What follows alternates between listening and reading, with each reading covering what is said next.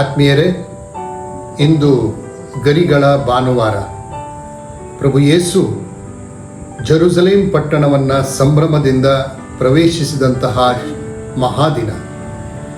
ಈ ಗರಿಗಳ ಭಾನುವಾರಕ್ಕೆ ಯಾತನಾ ಭಾನುವಾರ ಎಂದು ಇನ್ನೊಂದು ಹೆಸರು ಕೂಡ ಇದೆ. ಇಂದಿನ ಆರಾಧನಾ ವಿಧಿಯಲ್ಲಿ 2 ಭಾಗಗಳು. ಪ್ರಥಮ ಭಾಗದಲ್ಲಿ ಗರಿಗಳ ಆಶೀರ್ವಚನ ಮತ್ತು ಮೆರವಣಿಗೆ.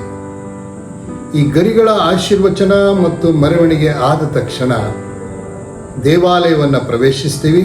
ದೇವಾಲಯದಲ್ಲಿ ನಾವು ವಾಚನಗಳನ್ನು ಆಲಿಸಿ ನಂತರ ಆರಾಧನಾ ವಿಧಿ ಮುಂದುವರಿಯುತ್ತದೆ.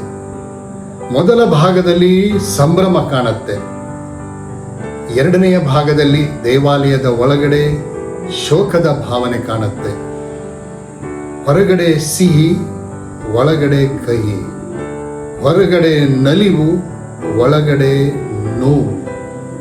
ಜೀವನ ಎನ್ನುವುದು ಸುಖ ದುಃಖಗಳ ಸಮ್ಮಿಶ್ರಣ. ಪ್ರಭು ಯೇಸು ಕ್ರಿಸ್ತರ ಈ ಗರಿಗಳ ಭಾನುವಾರ ಅಥವಾ ಯಾತನಾ ಭಾನುವಾರ ಇದೇ ಸಂದೇಶವನ್ನು ಕೊಡುತ್ತಾ ಇದೆ. ನಾವು ನಮ್ಮ ಬಾಳಿನಲ್ಲಿ ಎದುರಾಗುವಂತಹ ಎಲ್ಲ ಸಿಹಿ ಕಹಿ ಪ್ರಶ್ನೆ ಪ್ರಮೇಯಗಳನ್ನು ಧೈರ್ಯವಾಗಿ ಎದುರಿಸಬೇಕು. ವಿಶ್ವಾಸದಲ್ಲಿ, ಪ್ರಭು ಯೇಸುವಿನಲ್ಲಿ ವಿಶ್ವಾಸವಿಟ್ಟು ನಾವು ಮುಂದೆ ಸಾಗಬೇಕು ಎಂದು ಧರ್ಮಸಭೆ ನಮಗೆ ಕರೆ ಕೊಡುತ್ತಿದೆ.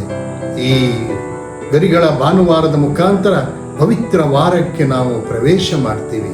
ಪ್ರಭು ಯೇಸುವಿನ ವಿಶೇಷ ಆ ಮರಣ, ಯಾತನೆ, ಕೊನೆಯ ಭೋಜನ, ಪುನರುತ್ಥಾನ ಇತ್ಯಾದಿಗಳು ಈ ಪವಿತ್ರ ವಾರದಲ್ಲಿ ಬರುತ್ತವೆ.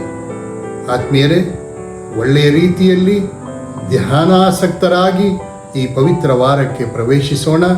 ಗರಿಗಳ ಭಾನುವಾರದ ಮಹತ್ವವನ್ನು ಮರೆಯದಿರೋಣ.